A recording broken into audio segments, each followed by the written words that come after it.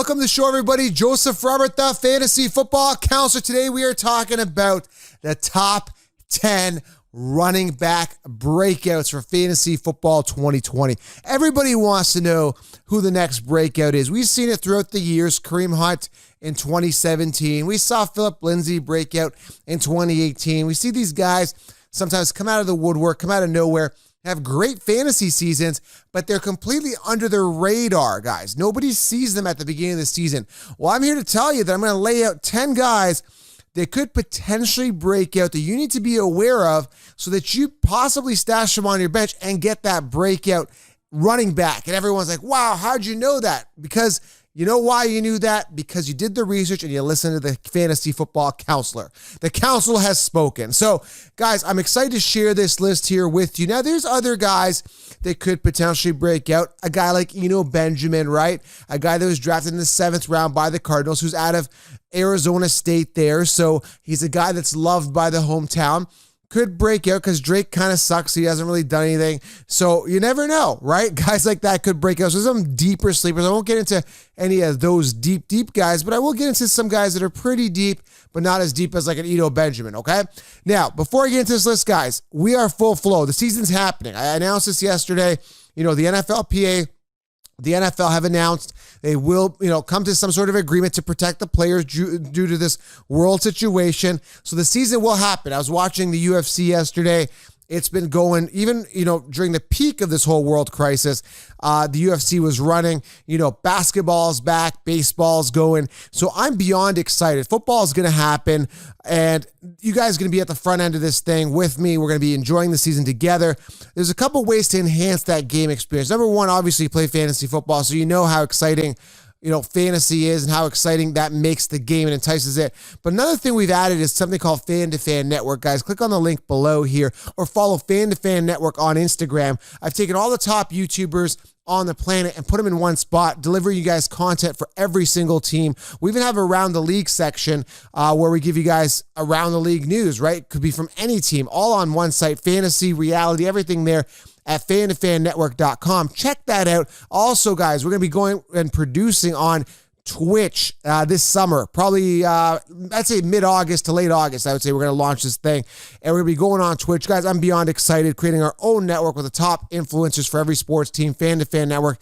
Follow on Twitch at FTFN. And finally, guys, get the 16-round draft solution, the first ever and only video training. Scrap the draft kits. Anyone offering you a draft kit at this point, you should be basically using a payphone. That's what they're telling you guys. It's outdated. It's consensus rankings. And in draft kits, every draft kit that I seen last year, and I go and I do my research, guys. I check out all the magazines and draft kits. I check out what's out there because I innovate to do better. And everything that I saw last year had Damian Williams round 2. Every draft kit I saw had Antonio Brown coming off round 2. Every draft kit I saw had Odell Beckham round 1. So it's like this consensus ranking stuff that's done. 16 rounds, the game changer. I'm going to make sure you guys have an optimal roster, sleepers, breakouts, everything you need. It's like having me at the draft with you. Get it below. If you got direct access with me through the league, through the year, there's an app called Reachable. You can text me. There's a link below. Text me and you guys get access. I give you waiver wires and everything below. But get 16 rounds at thefantasyfootballcounselor.com. All right, let's talk about the top 10 running backs that could break out. All right, no specific order, just the 10 that I really like, okay? First guy I'm going to talk about here is Joshua Kelley. Now, Joshua Kelley's entering a situation here with the Chargers where Eckler is just not a workhorse running back, period. He's just not a guy that's going to get the full workload. I think he had like 132 attempts last year, okay? So when you're looking at Joshua Kelley, the guy had, 160, I'm talking about Melvin Gordon last year. Melvin Gordon had 162 attempts last year, 612 yards, 8 touchdowns, 3.8 yards per carry. So those 160 targets are freed up, potentially for Joshua Kelley. Melvin Gordon's gone. There's a void there. There's a plug and play. Now, currently, Joshua Kelley is sitting at 68th on the consensus rankings. So I'm telling you guys, when I'm talking about potential breakout, these are guys that are in situations that could break out. Again, Melvin Gordon not being there. I'm not sold on Jackson being there. Years to wow. I mean, I'm not wowed. Drake had a pinnacle year, and a big part of that was the receptions coming from Phillip Rivers. Is Taylor going to be throwing to Eckler that much? I don't know. I really doubt it. But either way, I can get Joshua Kelley for free later. And a guy that was, used pretty well in college, had pretty decent numbers, okay? So he can be a workhorse running back on his own. That's why the Chargers drafted him, and that's why the upside is there. So Joshua Kelley coming in at number 1, and again, no particular order, but I'm listing it, okay? Next guy here, I don't like him. I'm not drafting him, but he could potentially break out, and I got to mention it, so I can't be completely biased to guys I dislike for fantasy football. But the guy I'm talking about here is Kenyon Drake. Now, Kenyon Drake has the potential to break out. Let's be honest here. The guy, the ceiling is there for him. And he had 3 big pinnacle games, but I'm not going to draft a guy who had 3 good games the entire season. So I'm going to stay away from Kenyon Drake this season just for the fact that I just don't really trust him, okay? I don't trust the Cardinals. We saw what happened to David Johnson. So again, I'm going to stay away from Kenyon Drake, but could potentially break out. Next guy on my list here is Clyde EdwardsAlaire, coming in at number 3. Now, Clyde EdwardsAlaire, again, the big problem with him is he's going to be breaking out predicated on the fact that Damian Williams is going to be on the bench. So if Damian Williams stays on the bench, I love Clyde EdwardsAlaire, but that's very unlikely. Now, combined 220-ish, I think it was 218 attempts from McCoy and Clyde, from Damian Williams and McCoy last year. So is Clyde EdwardsAlaire going to come in and get the volume there in KC on a throw-first offense? Very unlikely. So he could be a huge factor in the passing game, but understand, guys, it's very unlikely that he's going to get a ton of volume with Damian Williams being the thorn in his side, okay?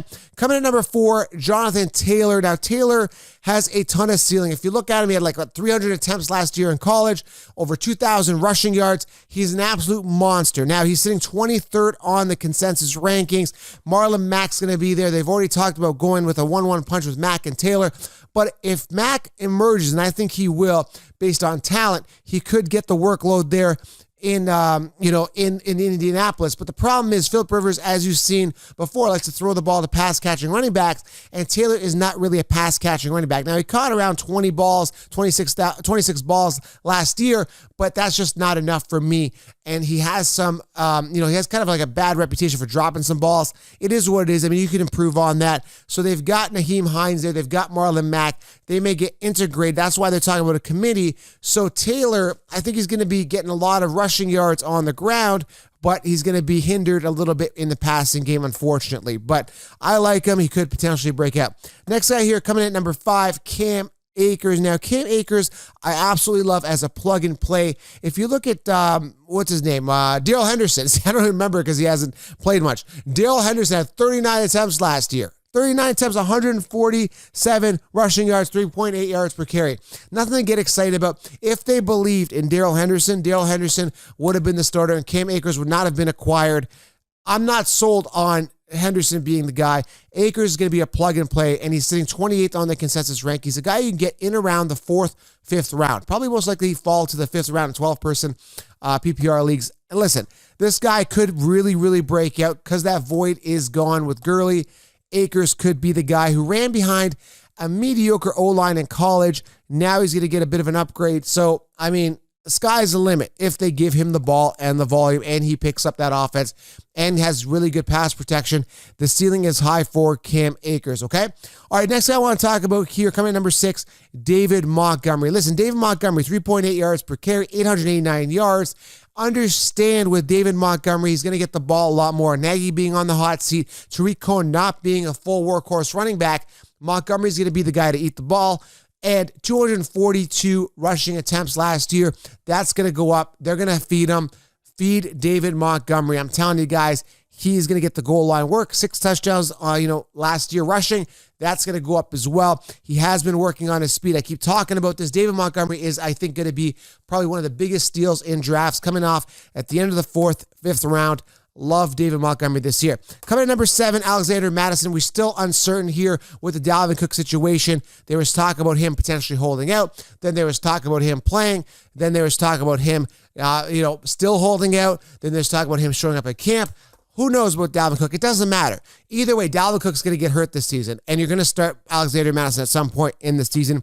He is sitting 47th on the rankings. You get this guy after the 9th round. Now, he's been coming off in the 8th round in some mock drafts because of this whole Dalvin Cook potentially not showing up to camp and holding out.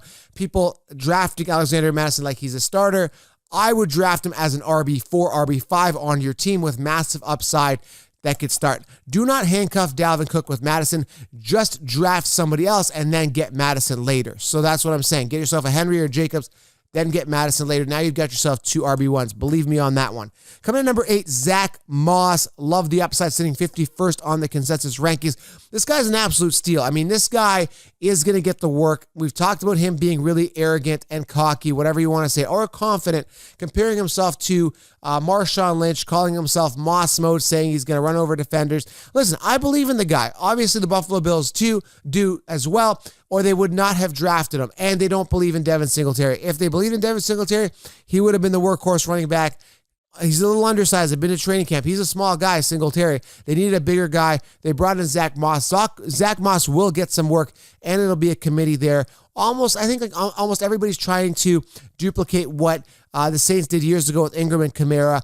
You know, you're going to have similar situations, and the way it's shaping up there in Indianapolis Colts with Naheem Hines, Marlon Mack, and Taylor. One of those guys going to be a pass-catching back, and then you got Taylor with the rushing, Kareem Hunt, and you got Nick Chubb doing the same type of thing. It's the same type of situation here with Singletary being the pass catcher, Zack Moss smashing the ball in. So you're seeing this a lot, this pattern starting to form in the NFL, which is very annoying for fantasy, and that's why you got to load up on those running backs early. And I talk about in the 16-round draft solution. You got to get 16 rounds, guys. Link below or thefantasyfootballcounselor.com. Guys, fantasy is happening. I want you guys fully prepared. I want you guys with full armor on, line mentality. Make sure you guys get that 16-round draft solution so you guys have that really unfair advantage over the competition, okay? 2 more guys here. Miles Sanders. Listen, this guy's sitting top 10 on the consensus rankings. A little overinflated, but I definitely see the upside. He had a really crazy, solid rock solid end of the season. 179 attempts, 818 yards, 4.6 yards per carry, only 3 touchdowns. That can only go up, but I feel there's some lingering guys still lingering trying to get in that team. LaShawn McCoy, Freeman, still free agents out there. There's other guys as well that could be a thorn in the side of Miles Sanders. I'm not sold on the Eagles running a full, true workhorse running back type of situation. Miles Sanders, although it seems attractive right now, there's still some time for them to pick up somebody else, and Miles Sanders will find himself in an annoying committee and will have a thorn in his side. So I'm not going to draft him predicate on the fact of uncertainty and the lack of belief that I have for the Eagles. And coming at number 10 here, guy that's sitting 57th on the consensus rankings that I love and is a big guy, and he still can run fast. He runs a 4.5, A.J. Dillon. Now, listen, I love this guy. The ceiling is there. Acquired early draft capital. I believe he was the first or second pick of the Packers. I think he was drafted after Love. Listen, I love A.J. Dillon, okay? Obviously, the Packers love A.J. Dillon. And Aaron Jones, they're probably deciding on whether they really want to pay him or make Dillon the workhorse back. He's going to get his work. He's going to get the goal line work. You're going to see a significant drop in Aaron Jones' touchdowns, 16 touchdowns. There's no way he hits that. Dillon's going to be near the goal line. He's going to be utilized as the Packers are deciding their future running back. They want their workhorse running back. Williams, I'm not really sold on there. I like Dillon here as a guy who can get late as an RB 5-6 with massive upside. He's in a good position to succeed. I'm not sold on Aaron Jones. So there you have it, guys. The top 10 running back breakouts, guys that you could target late that could have a major breakout this season and are in a position to really succeed. Again, there is other guys that could emerge, but the names I've mentioned here are the guys I like. Now, there's other guys like J.K. Dobbins that could also have a great year. But understand, with a guy like Dobbins, he's going into a place where Ingram is there, and they've also got Lamar who runs the ball. So I'm not seeing a lot of volume now for Dynasty. Could be the workhorse running back there in Baltimore. But as of this year, don't feel warm and fuzzy about that situation, okay? There you have it, guys. Smash thumbs up. Leave your fantasy questions below. I appreciate you guys being here. Thank you very much. And again, fantasy football season is here. Get the 60-round draft solution. I'm going to keep pumping out the content for you. Tim the Ball Guy comes back, I believe, next week or the week after. We're going full flow season. Going back to our regular shows with Tim in studio. Beyond excited, guys, and I am out.